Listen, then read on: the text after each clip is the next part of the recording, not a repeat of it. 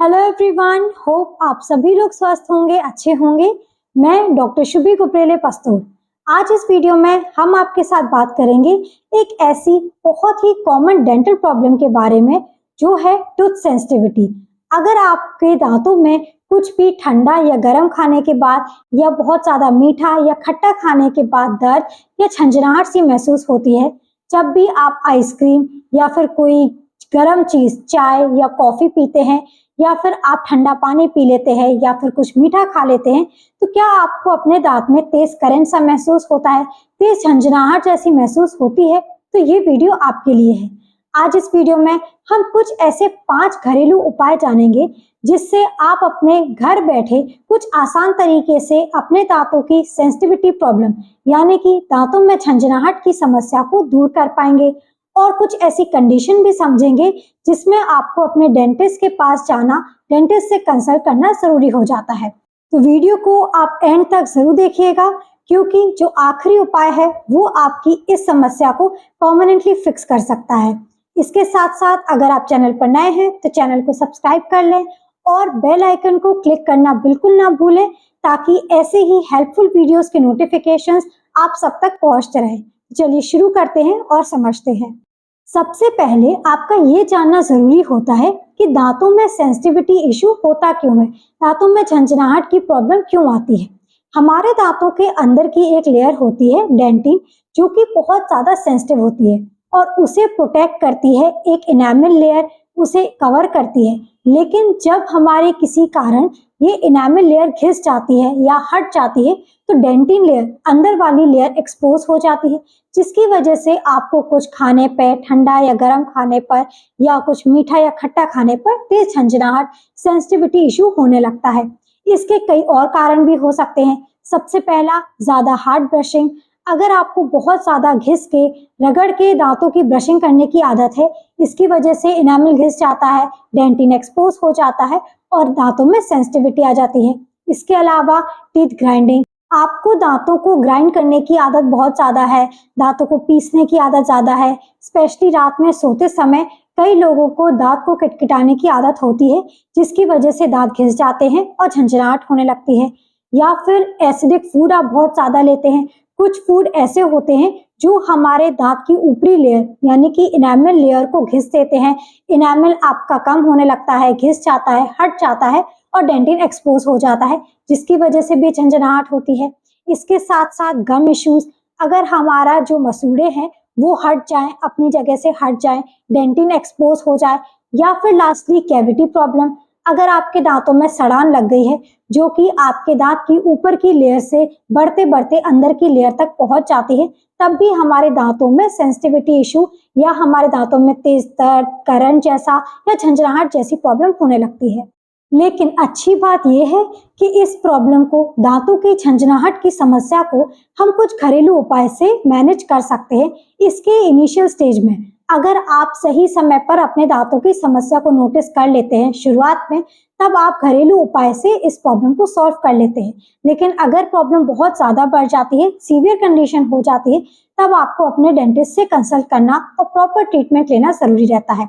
अब घरेलू उपाय और आसान उपाय की बात करें तो सबसे पहला है डिसेंसिटाइजिंग टूथपेस्ट। डिसेंसिटाइजिंग टूथपेस्ट ऐसे टूथपेस्ट होते हैं जो कि हमारे स्पेशली सेंसिटिविटी इशू को ठीक करने के लिए बनाए जाते हैं। मार्केट में काफी ऑप्शंस अवेलेबल हैं, काफी ऐसे टूथपेस्ट अवेलेबल हैं जो कि हमारे सेंसिटिविटी इशू को ठीक करने का काम करते हैं। ये हमारे दांतों के नर्व सिग्नल्स को ब्लॉक करने का काम करते हैं, जिससे झंझनाहट, करंट लगने जैसी समस्या को ठीक करते हैं।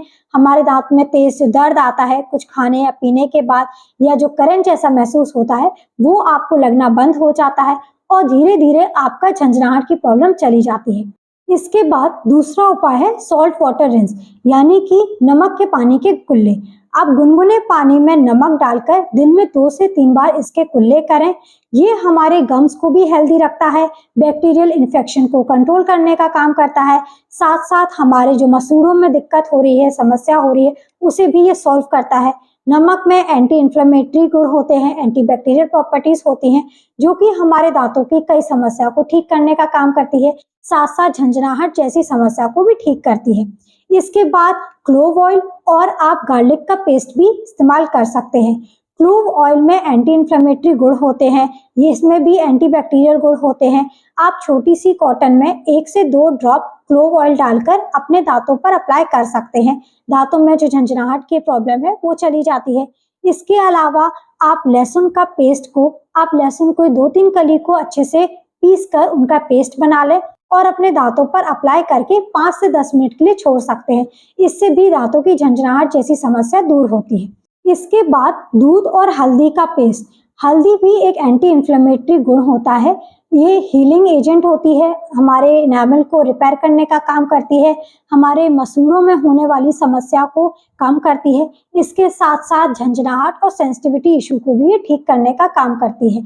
आप 1 चम्मच हल्दी में थोड़ा सा दूध मिला के पेस्ट प्रिपेयर कर लें, जिसे आप अपने दांतों पर 5 से 10 मिनट का लगाकर छोड़ दें और उसके बाद गुनगुने पानी से अपने मुंह के अच्छी तरीके से कुल्ले कर लें।